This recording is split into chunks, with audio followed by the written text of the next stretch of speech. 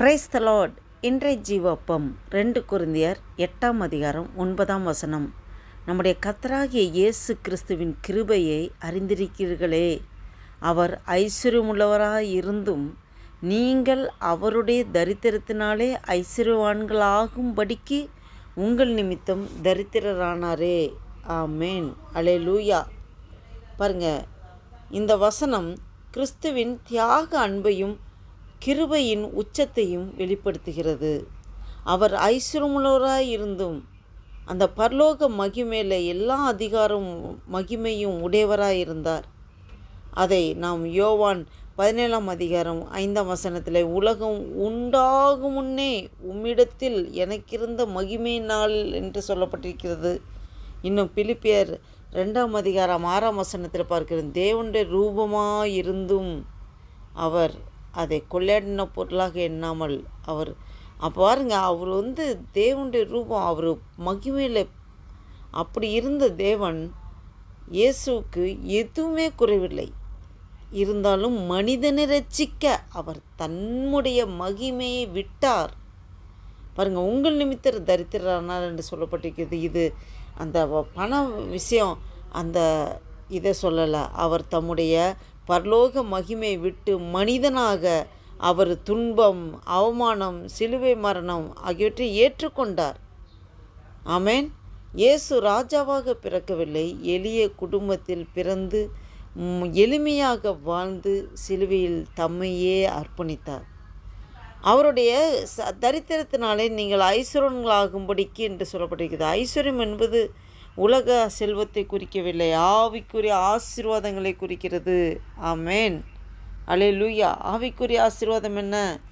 பாவம் மன்னிப்புங்கிறது கிஃப்ட் கிடைக்கிறது, தேவனுடைய பிள்ளைங்கிற அந்த அத்தாரிட்டி கிடைக்கிறது, பரிசுத்த ஆவியின் அந்த ஆவியில் வாசம் செய்கிறது, இன்னும் நித்திய ஜீவன், பரலோக சுதந்திரம், இதெல்லாமே நமக்கு பரலோக ஆசீர்வாதத்தினாலே இதெல்லாம் நமக்கு கிடைக்கிறது.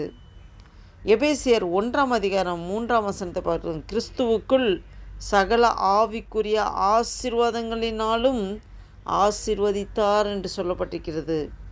அழியாத சுதந்திரம். 1 பேதுரு 1ஆம் அதிகாரம் 3-4 வசனத்தை பார்க்கிறோம். அழியாத சுதந்திரத்தை பற்றி.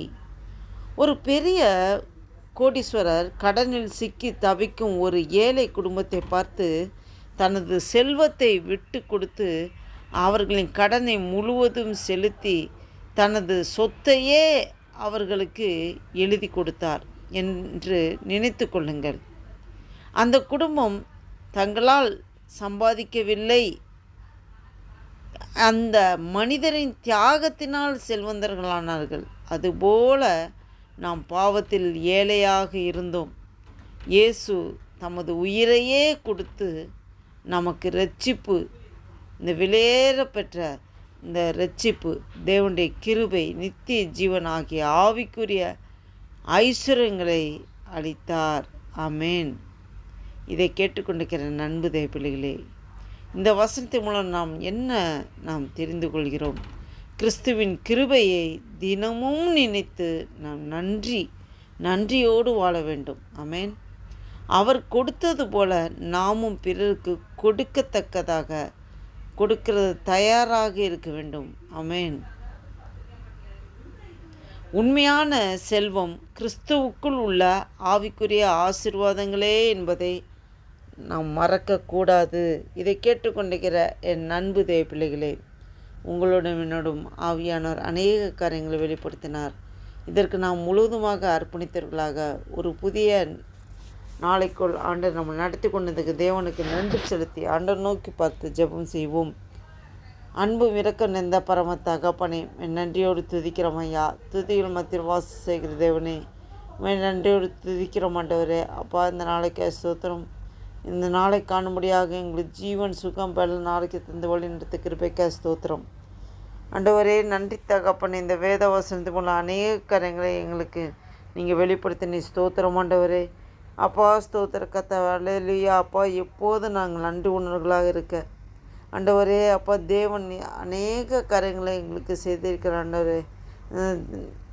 அதை ஆண்டவரே உணர்ந்தவர்களாக ஆண்டவரே இந்த 2026 வருஷத்தின் 7வது மாதமாகிய ஜூலை மாதத்தின் 16ஆம் தேதியை கணக்கிருப்பை சேர்த்த தேவனே, எங்களை கொண்டு என்ன செய்ய சித்த தீர்மானம் வைத்திருக்க முடியும் சித்தத்தை பண்ணி நடத்துங்கப்பா.